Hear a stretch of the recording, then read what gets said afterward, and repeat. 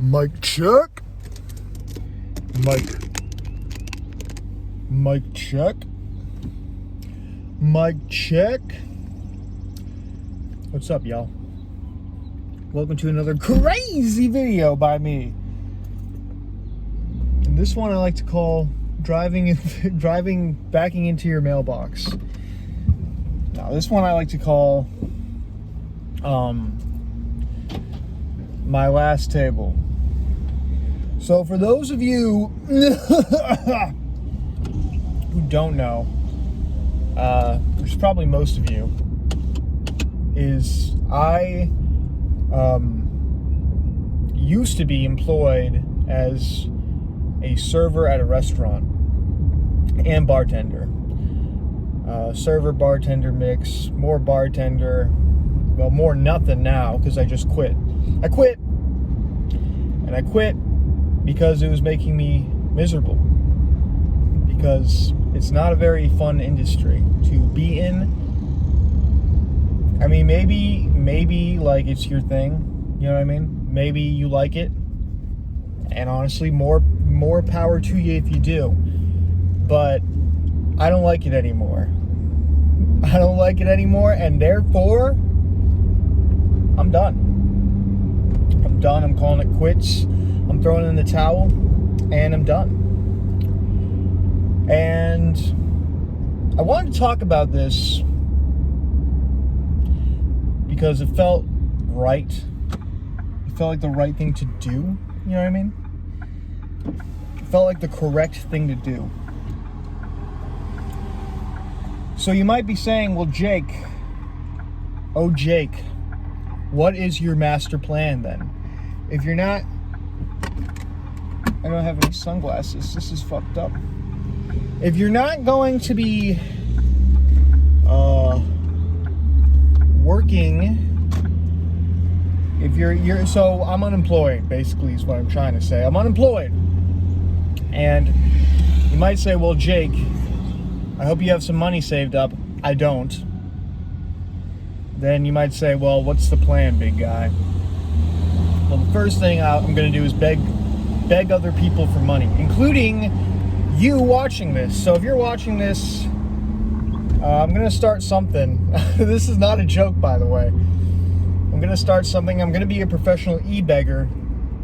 I'm going to beg you for like $5. All right, you send me the $5, and I'll make more videos like this. Maybe. That's not even a guarantee.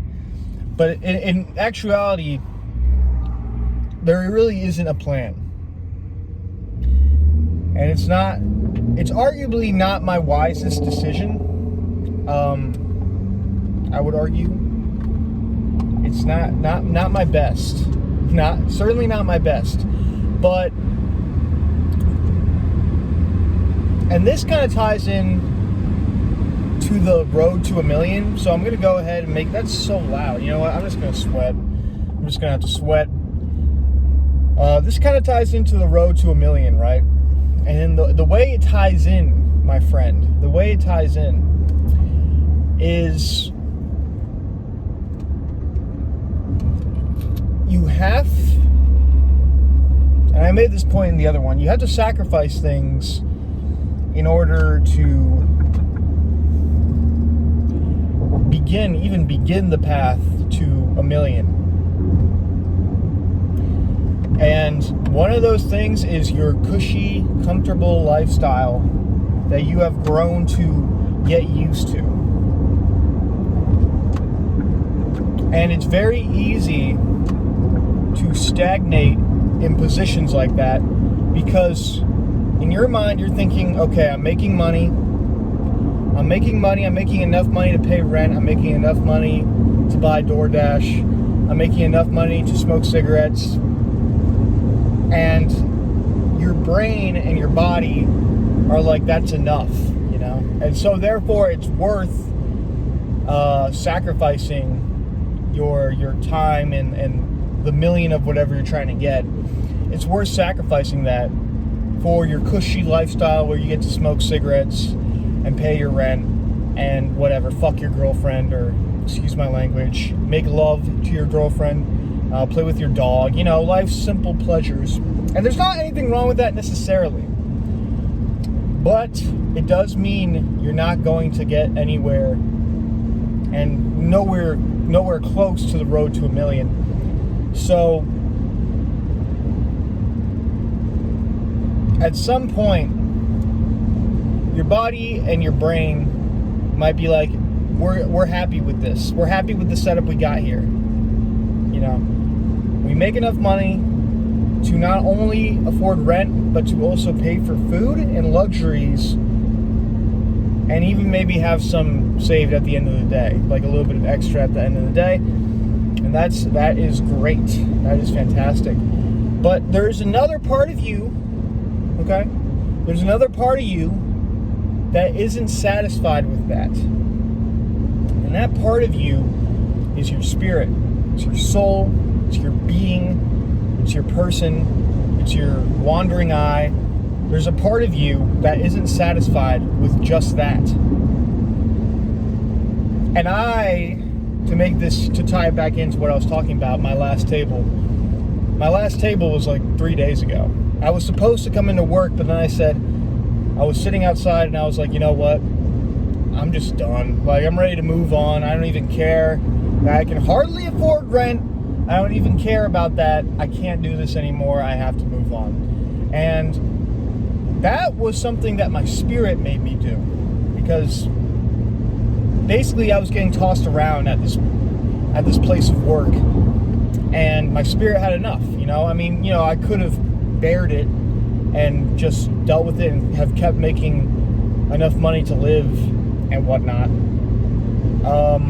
But my spirit said no. My spirit said, this is enough. We've had enough of this. I don't care about the money. We're going to make more money. We're going to make more money. And it's not worth any amount of money to keep doing this. And that's what my spirit said. And I'm not one to not listen to my spirit. So I quit. Now I have no money. And now I have no money. A grade A play by Jake. Now I have no money. Currently unemployed. Have no job. Does feel good. Does feel very freeing. I feel very relaxed right now. So it is nice to be unemployed. It's not nice to have no money, but regardless, my spirit said, hey, enough of this. It's time to do something else. And my point with that is that your spirit knows what you want more than your brain and your body does. If that makes any sense. Is this thing still on? Your spirit knows what you want more than your brain and your body do. Because your brain says, I want this, I want that, I want nicotine, I want dopamine. And your body says, I want sugar, I want, alcohol, I want whatever. And they're not always wrong. But your spirit deals with matters deeper than that. Your spirit goes, well, I don't want to work at a restaurant and serve tables and have to serve people and their big fat guts hanging out, and you have to come up to them and treat them like normal human beings, even though you don't want to be there, and frankly you're disgusted by their presence. That's a bit of hyperbole for humor. But anyway, the point still stands. Your spirit can only take so much, is what I'm trying to say. If you really want something, your spirit can only take so much before it says, hey, let's not do this anymore. And your spirit honestly has more control over you than your body and brain do. Your spirit is the guy in charge at the end of the day. I mean, you're influenced by outside forces, and obviously your brain and body still have their say, but your spirit is the head bad bitch in charge, and what the spirit says goes. And so my spirit had enough and said, let's move on. And now, what's the plan? What's the fucking plan? Well, I don't really know. There isn't a plan. There is a plan, but I don't want to bore you with the details. There's actually a lot of plan. There's a lot of plan. The question is, will it work? Is it bulletproof? And the answer is no. It's not bulletproof at all. But it's worth the risk, and that's kind of the point. And so, I guess what I'm trying to say is, if I could wrap all this up, is listen to your spirit, listen to your spirit, because your spirit knows what's up. And your spirit knows what's up. And your spirit knows what's up. And your spirit knows what's up. And what I mean by that is, if you have some kind of force inside you that's saying quit your job, some force inside you that's saying this is not it, listen to that voice, because it's trying to steer you in the direction of where you actually want to be, and not where you're comfortable and cushy and living comfortably and safe. Your spirit doesn't care about safe. Your spirit cares about getting it done. So listen to your spirit. And I will never set foot in a restaurant ever again unless I am the fucking customer. And even then, I would rather not, if I'm being honest with you. I'd rather not. I don't really like restaurants that much. I kind of just fell into this industry, if I'm being honest. If I'm being frank with you, I kind of fell into this industry. But yeah, that's about it. Thanks for watching. More videos to come, especially because I'm unemployed. So stick around. And I probably will unironically set up some kind of begging system. I'm really not above begging online. So I'll probably set something up, and you can throw me a fun buck or two if you like what you see. Anyway, thanks for watching. I'll see you next time.